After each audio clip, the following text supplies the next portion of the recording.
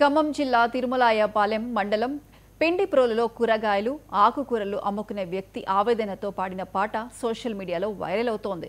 వినియోగదారుడు ఆకుకూర కట్ట తీసుకునే క్రమంలో ధర 5 రూపాయలకి ఇవ్వాలని అడగడంతో తీవ్ర ఆవేదన చెందిన రైతు వ్యవసాయంలో అతను పడిన బాధలను వర్ణిస్తూ పాడిన పాట ఆలోచింపచేస్తోంది.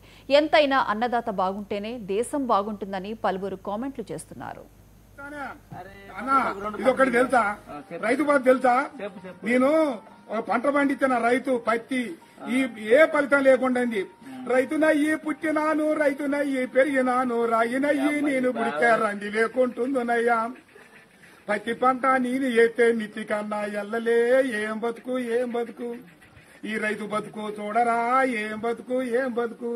ఆరే మిర్చి పంట నేను ఎత్తే ఖర్చులన్నా బూడలే ఏం బతుకు ఏం బతుకు, ఈ రైతు బతుకు ఈ బతుకు నేను బతుకాను.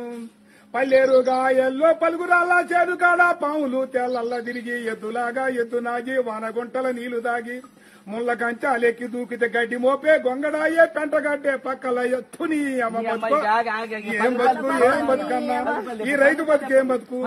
అయ్యా 5 రూపాయలు అడుగుతావు, 6 నెలల బట్టి సాదుకొని నీ ఇంటికి వచ్చి బండి నీళ్ళు 5 రూపాయల కోసం అడుగుతావు. ఈ రైతు బతుకు ఎక్కడైనా చూసుకోలేవా? అయ్యో.